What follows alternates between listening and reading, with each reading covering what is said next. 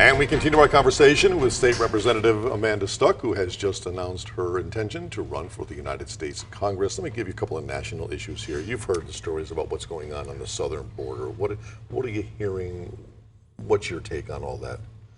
Well, I mean, again, I think, of course, everybody wants to feel secure and feel that their government is watching out for them and doing their best to keep them safe. But what I do hear from a lot of people right now is they are concerned about what they're hearing in terms of the conditions of children in particular. You know, I think it's one thing maybe to talk about adults and the choices they make, but children, of course, are innocent. And we absolutely need to make sure that we are being humane in the treatment of children and making sure that they do have safe sanitary conditions. Let me ask you about gerrymandering. As you well know, it's the party in power who sets the rules and sets the boundaries. Where do you stand on that? Because there's an effort to change it, but it hasn't worked. It fell through. So I have been a sponsor of a bill for Wisconsin saying that we would follow the Iowa model and have nonpartisan redistricting. And I do think that is something we need everywhere. Absolutely no reason why politicians should be picking who votes for them and drawing their own boundaries. These should be fair, open elections.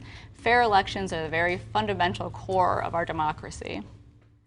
You've been, as a member of the state legislature, you have been adamant about keeping the Affordable Health Care Act. Yes. Why? And what detriment do you see if it gets turned away?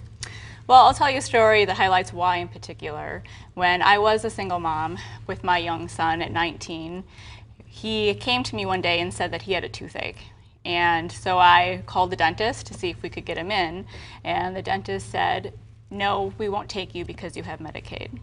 And so I called the next dentist in the phone book, got the same answer. That day I called through every single dentist in the phone book and got that same answer. And that day when I closed the phone book, because I'd called every single dentist in the Fox Valley, I just started crying because no one would take my son and he was hurting. And I'm absolutely dedicated to make sure that no parent and no family ever has to go through that again. That is why I think the Affordable Care Act is so important, that we make sure families have access to health care. You mentioned I worked for Congressman Kagan when we passed the Affordable Care Act. Before we passed it, we would get calls all the time from people saying, I don't know what to do. I can't afford care. I'm literally going to die because I can't afford the care that I need.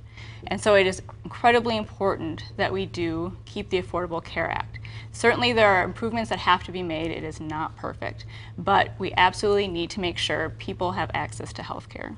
If it's reversed, what happens to people with pre-existing conditions? They no longer have those protections. They will not be able to afford health care.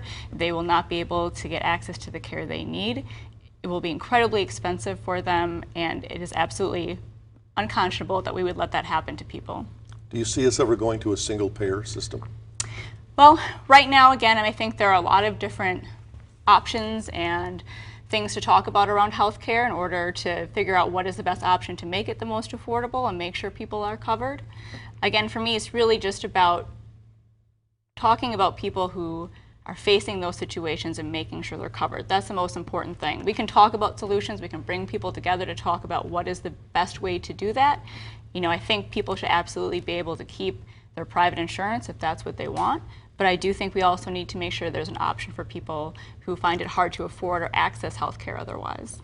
We continue with Amanda Stuck. We'll be talking some state issues right after this, so please stay with us.